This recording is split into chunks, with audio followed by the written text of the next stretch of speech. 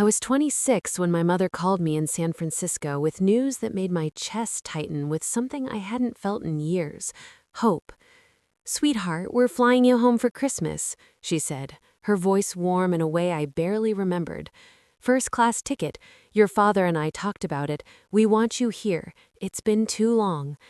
3 years. 3 years since I'd been back to Greenwich, Connecticut. 3 years since my parents had made it clear that my little sister Emma was the daughter who mattered. Emma, who'd married a hedge fund manager at 24. Emma, who lived in a colonial revival 10 minutes from our childhood home. Emma, who gave them 2 photogenic grandchildren and a son-in-law they could brag about at the country club. I looked around my modest studio apartment in Soma. They didn't know about the other place, the penthouse in Pacific Heights I'd bought 6 months ago under an LLC. They didn't know about a lot of things. "That's really generous, Mom. Thank you." "We've been too hard on you," she continued. "I know we didn't understand your choices, but family is family. Your father wants to see you." My father, Richard Sterling, managing partner at Sterling and Associates, who'd told me I was wasting my potential on Silicon Valley nonsense when I'd turned down his offer to work at his law firm, who'd stopped taking my calls after I'd declined to attend Emma's rehearsal dinner because I had a Series A pitch meeting. But people change. Maybe they'd finally accepted that I'd chosen my own path. The flight was on December 20th. I packed carefully. Cashmere sweaters, tailored pants, nothing that screamed tech startup. My company, Helios Analytics, had just closed our Series B at a $340 million valuation, but my parents still thought I was doing some computer stuff that barely paid rent. Emma picked me up from JFK in her Range Rover, her smile tight. "Look at you," she said, eyeing my carry-on. "Still traveling light. Some things never change." "Good to see you too, Em." The house looked exactly the same. Sprawling Tudor revival, perfectly decorated for Christmas. My mother met me at the door with a hug that felt rehearsed. "You look thin," she said. "Are you eating?" "I'm fine, Mom." My father appeared in his study doorway. "Rebecca, good flight?" "Yes, thank you for the ticket." He nodded once and disappeared back into his study. Dinner was carefully orchestrated small talk. Emma's husband, Trevor, talked about his firm's Q4 performance. My mother asked safe questions about San Francisco weather. My father said nothing. It was Emma who finally dropped the bomb halfway through dessert. "So, Mom and Dad didn't want to tell you over the phone," she said, dabbing her mouth with a napkin, "but they've booked a vacation. They're leaving tomorrow to St. Bart's. 2 weeks." I set down my fork slowly. "Tomorrow?" "It's their 35th anniversary trip," my mother said quickly. "We booked it months ago, before we decided to fly you home." "Then why?" "Emma and Trevor are going to Aspen," my father cut in. "Someone needs to watch the kids." The room went silent, except for the grandfather clock in the hallway. "You flew me across the country," I said carefully, "to babysit?" "We're paying for your ticket," my mother said. "And it's family, Rebecca. Emma hasn't had a real vacation in years."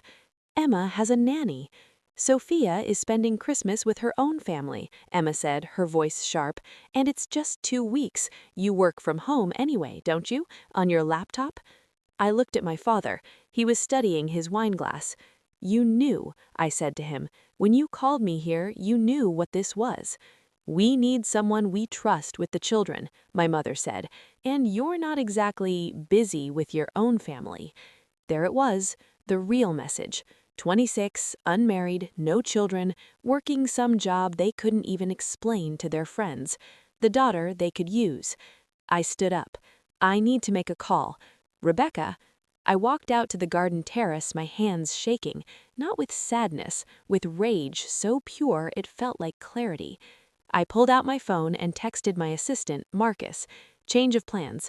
Move the Vanderbilt meeting to Connecticut. Friday, 2 p.m. I'll send you the address." His response came immediately. "The presentation's ready. Should I brief the advance team?" "Yes, full press kit. And Marcus, make sure my parents are home." I played the role perfectly for 3 days. I watched Emma's kids, Mason, 5, and Harper, 3, and pretended everything was normal. I made them breakfast, drove them to their piano lessons, read them bedtime stories. My mother called twice a day from St. Bart's to give me instructions I didn't need. Emma posted photos from Aspen, designer ski wear, champagne by the fire, couples massages, #blessed, #family time, #needed this. On Thursday evening, I was putting the kids to bed when Emma called. "I need you to stay through New Year's," she said, no greeting. "Trevor's partners invited us to Turks and Caicos." "I have work, Emma." "Rebecca, you literally stare at a computer all day. You can do that from anywhere." "I'm flying back to San Francisco on the 28th. "God, you're so selfish." Her voice rose. "Do you know how hard it is being a mother? How much I sacrifice?" "I know how much your nanny sacrifices. I'll see you on the 27th. I hung up and finished tucking in Harper. Friday arrived cold and bright. At noon, I texted my parents. "Need to discuss something important. Can you both be home at 2 p.m.? It's about my work." My mother's response, "Sweetheart, we're on vacation. Can it wait?" "No, it's time sensitive. I need you both there." At 1:45 p.m., I heard my parents' Mercedes pull into the driveway. They'd cut their vacation short by 8 days. My mother found me in the kitchen giving the kids a snack. "What's this about? We were on a beach, Rebecca. Your father is furious." "You'll understand soon." At 2:58 p.m., 3 black SUVs pulled up to the house. My mother's face went white. "Who did you invite here?" "Business associates." The doorbell rang. I opened it to find Marcus, flanked by 2 people my parents would definitely recognize. Catherine Vanderbilt, managing director of Vanderbilt Capital Partners, one of the most prestigious venture capital firms in the world, and James Chen, whose face was on the cover of Forbes last month as the tech investor who sees tomorrow.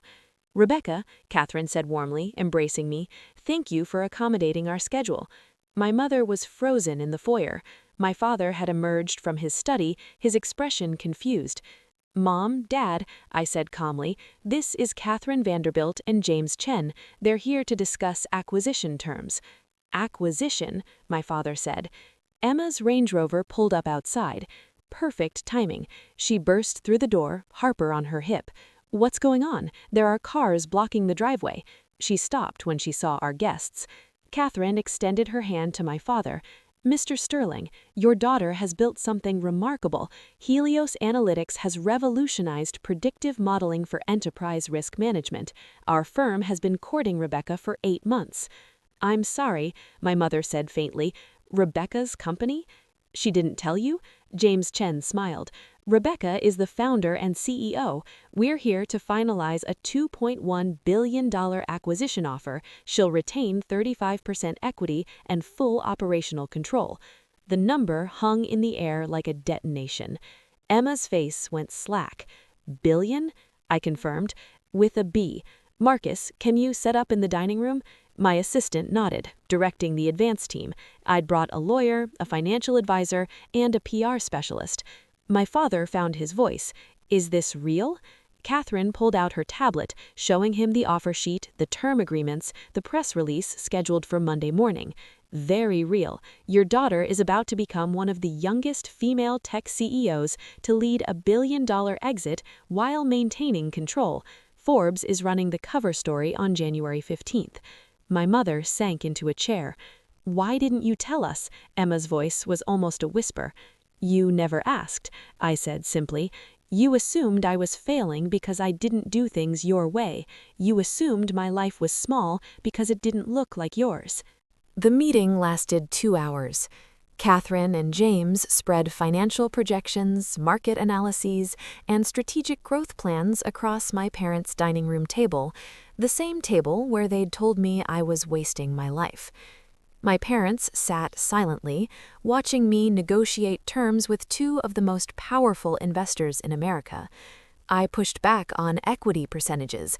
I demanded board seat guarantees. I insisted on specific clauses protecting my team's positions. This wasn't luck. This was the result of 4 years of 80-hour weeks, sleeping in my office, learning cap table management, mastering unit economics, building something real while my family dismissed me as that daughter who plays with computers. When we finished, Catherine stood. Catherine, our lawyers will have the revised terms by Monday, but I want to say something. She turned to my parents. Your daughter turned down 3 acquisition offers before this one. She walked away from $800 million last year because the terms weren't right. She's not desperate. She's strategic. You should be incredibly proud. After they left, the silence in the house was absolute. Emma was crying quietly. Trevor had arrived midway through the meeting and stood white-faced by the window. $2 billion? My father finally said. You built a $2 billion company? $2.1 billion valuation, I corrected. And yes. Why didn't you tell us? When? I looked at him directly. When you stopped returning my calls? When you told me I was throwing away my education? Or maybe at Thanksgiving 2 years ago when you said my computer hobby wasn't a real career. He flinched. My mother was crying now too. We didn't know. You didn't ask. You decided who I was, and when I didn't fit that, you wrote me off. I kept my voice level. You flew me here to babysit. You interrupted my work that's apparently worth billions, so Emma could go skiing. Rebecca, Emma started. I'm not finished. I turned to her. You've spent 3 years posting about your perfect life, pitying me for being single, for not having children, for not following your path. You called me selfish an hour ago for not extending my free babysitting services. I didn't know. That's the problem. You didn't know and you didn't care to know. You just assumed you were better than me because your life looked more conventional. Trevor cleared his throat. The hedge fund where I work, we'd love to discuss investment opportunities. I almost laughed. No. Rebecca, my father said, his lawyer voice emerging, let's not be hasty. Family should benefit from family success. Like I benefited from being flown across the country under false pretenses to provide free childcare? He went silent. I picked up my laptop bag. I'm going back to San Francisco tonight. Marcus already rebooked my flight. I've arranged for a professional nanny service to cover the rest of your vacation. I looked at Emma. My treat. Consider it a Christmas gift. Where will you stay tonight? My mother asked weakly. The Palace Hotel. The suite is already reserved. You don't have to leave, my father said. Actually, I do. I have a company to run. A company that apparently needs my attention more than I realized, since I've been wasting time watching my niece and nephew while their parents vacation. I walked to the door, turned back. One more thing. The press release goes out Monday. You'll probably get calls from your country club friends, from Trevor's partners, from everyone you've told that I'm the disappointing daughter. I'd suggest you figure out what you're going to say. Emma's voice was small. What do you want us to say? The truth, I said, that you didn't believe in me until someone else validated me, that you measured my worth in wedding rings and children instead of actual achievement, that you were wrong. I closed the door on their silence. The press release hit on Monday morning at 9 a.m. Eastern. By noon, I had 47 missed calls from Greenwich area codes. I didn't answer any of them. The Forbes article came out January 15th as scheduled, The Quiet Billionaire, How Rebecca Sterling Built Helios Analytics in Secret. The photo was me in my San Francisco office overlooking the bay. The article mentioned in passing that my family preferred to maintain their privacy. My mother finally reached me 3 weeks after I'd left Connecticut. I let it go to voicemail.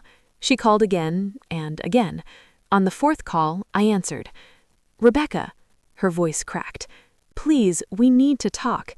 About what? About how wrong we were. About how sorry we are. I watched the fog roll over the Golden Gate Bridge from my penthouse window. Are you sorry you were wrong, or sorry that everyone knows you were wrong? Silence. The Vanderbilts came to our church. Catherine's mother is in my book club. She asked why we never mentioned your company. What did you say? We're very proud of you. Are you? Yes. Rebecca, I am proud of you. I didn't know how to be proud of something I didn't understand. It was the most honest thing she'd ever said to me.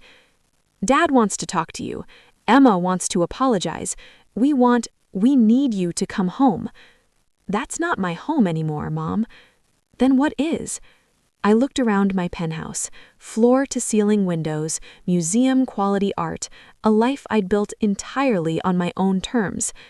This, my company, my team, the life I created when you stopped believing in me. We do believe in you now. Now that Forbes told you to, now that Vanderbilt's confirmed I'm worth something, I kept my voice gentle but firm. That's not belief, Mom. That's social pressure. She was quiet for a long moment. What can we do? Nothing. There's nothing to do. The damage is done and the lesson is learned. So that's it? You're cutting us off?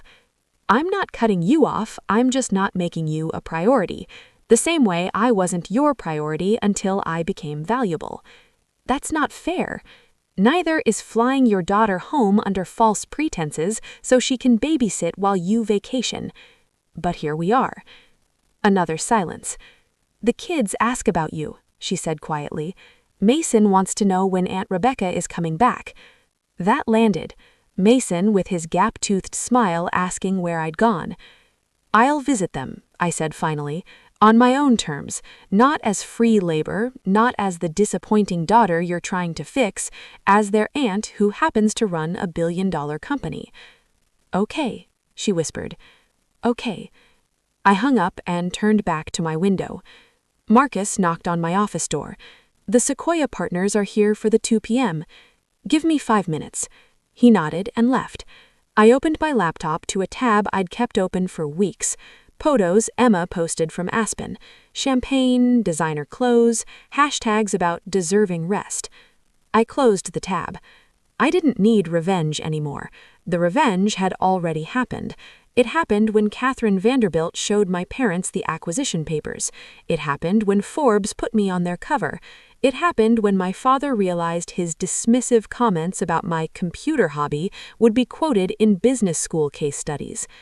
The best revenge isn't anger, it's irrelevance. My family had spent years making me feel small, and I'd responded by becoming someone they couldn't ignore. But now I could choose something more powerful. I could decide they simply didn't matter to my story anymore. Their approval had become optional. Their validation had become unnecessary. Their understanding had become irrelevant. I'd built an empire while they were busy underestimating me, and now that empire was mine, fully, completely, undeniably mine. I closed my laptop, straightened my blazer, and walked into the conference room where the Sequoia partners were waiting. They stood when I entered, smiling, respectful, ready to discuss the next phase of Helios's growth. No one here doubted me. No one here used me. No one here needed Forbes to tell me I was worth listening to. This was my home now. These were my people. This was the family I'd chosen. And it was enough.